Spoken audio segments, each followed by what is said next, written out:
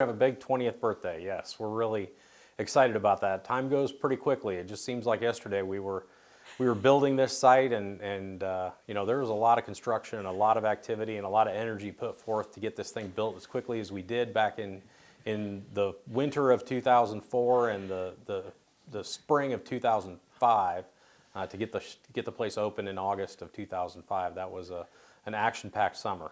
What all are you planning for a celebration? Can you tell anything about that yet? Well, you know, there's a lot of things that are in motion. This time of year, there's a lot of good ideas, and everybody's kind of coming to the table with the new products that they might be unveiling, and you know, a lot of these things are at the very last minute. They don't know whether it's going to be ready or not, ready for public consumption or not. So a lot of behind-the-scenes conversations going on. You know, we are looking good for field demonstrations. It appears we're going to get the crops in here, and we're going to add a cover crop plot within the grounds of the show, and then a lot of the fun things that we've added over the years. We're going to have the canine stars again, and a lot of the fun activities to celebrate the 20th year here in Decatur. You've lost some farm ground. We have, yes. The foundation sold 40 acres that we've typically used as tune-up acres that we would harvest that long before the show. All this equipment that comes is brand new equipment, and everybody wants to shine it up and get a little bit of a test run in. So some of the test run acres we've lost, recovered that. David Bricks is making some land available of his. So we haven't lost any acres, we've just relocated some acres. So we're gonna repurpose some of what we've typically run as a ride and driver field demonstration, so that we've got it set aside for overflow parking on Wednesday, so we won't have any parking problems.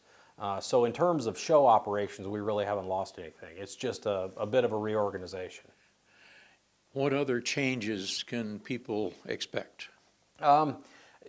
We're pretty early in the game to know about changes. You know, the thing that is interesting when we're gone for 2 years is the industry changes a lot. So that exhibit field, it amazes me how much the exhibit field changes from one show to the next. From 2023 to 2025, there are companies that have gotten a lot bigger, and there are companies that maybe have faded away or are having trouble, or you know, these kind of things. The ag economy is not stellar, as I'm sure you know everybody's aware. So during these times, you're working with folks, and you know, it's not necessarily the biggest and best and shiny all the time. It's more about how can we be more efficient, how can we be more cost effective, how can we maintain profitability.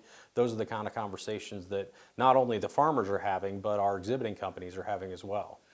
Are there specific new things that Farm Progress is bringing into the mix this year? So, you know, we are as a company, and our parent company Informa, you know, there's a lot of things that we're focused on, whether that be sustainability. One of the big focuses company-wide is customer experience, and what that means is, you know, every little detail, from signage to get people to the bathrooms, to you know, their experience at the admission tents, or their experience at the information booths, their experience at our hospitality tent. It's making sure that the growers that are here, wherever they're from, have a good day at the show and look forward to coming back in the future. So kind of putting a more of a refined effort behind anything that we can do that touches the customer, whether that be an exhibitor or the farmer that's walking through the gate. Anything that is going to be taken away, or that people will say, well, that I didn't see that this year? No, you know, in terms of the things that we do, you know, the things that we organize, whether that's the field demonstrations or the things happening within the show site, the food stands, the traffic, all of that is the same. And you know, there's quite a bit of construction going on the roads around here in Central Illinois right now, and we had a really good traffic meeting, and all the road construction is going to be completed in a way, maybe not completed, but we're certainly going to have all the lanes we need on the routes into the show to get everybody here in and out safely. I know you had wanted to get some repaving done and within the grounds, and that may not be this year, but is that something that you and Greg are working on for 2 years more? Yeah, the roads inside the site are always something that is our kind of our first topic of conversation of how are we going to keep upgrading these and making sure that we've got a world-class, first-class facility here in Decatur. And you know, we're okay, but you're right to say that they do need some attention. I mean, it's the facility is now 20 years old, which again is hard to believe, but I should say that the folks here at Richland and the people that are taking care of the place, they do a great job. The facility looks wonderful, but yeah, the roads are something that over time we're going to have to figure out how to address that. What have I not asked that is important to what you want people to know about the show? Well, it's an odd numbered year. So Farm Progress Show is coming to Decatur. So mark your calendars for August 26th, 27th, 28th. As always, the Tuesday, Wednesday, Thursday before Labor Day. Everything's in motion. The tents will start flying in July to get us ready for our show dates at the end of August. There's always new things coming to the Farm Progress Show. Something you might have seen in Boone last year that we've never done in Decatur is land an airplane in order to bring it in and have an air tractor there on display. The yellow crop dusters that you see working the fields here all of those are built in Texas by a company called Air Tractor, and they're going to exhibit in Decatur for the first time. So the background and logistics to get an airplane put down and brought into the show site and then get it back out is something that we're actually working on right now to make sure that we have all the details put together. As a part of our the new cover crop plot that's going to be a cool addition to the show site. We're going to start planting. We'll be planting that throughout the summer.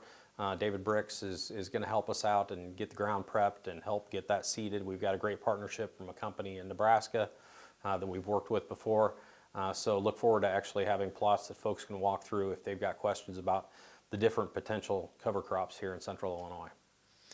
I know the soybean girls were saying that they were all excited about what they're doing, but they wouldn't tell me what they're doing. And so I'll wait and let them make that announcement. I saw nothing has happened at this point. They haven't told me either, so it'll be a surprise for all of us. But yeah, I mean, 2023 they did a really nice job. So you know, the work that they're doing, you know, that adds a nice component to the show. And I'd also say that you know, all these exhibitors put forth great effort. We've got a great partnership with Polaris. They're going to put on a big ride and drive so that growers have the opportunity to get in the cab and experience not only Polaris doing it, but you have Can-Am will have a ride and drive, Kawasaki will have a ride and drive. So a lot of these side-by-side companies are putting a lot of effort into you know, giving growers a great opportunity to experience their machines.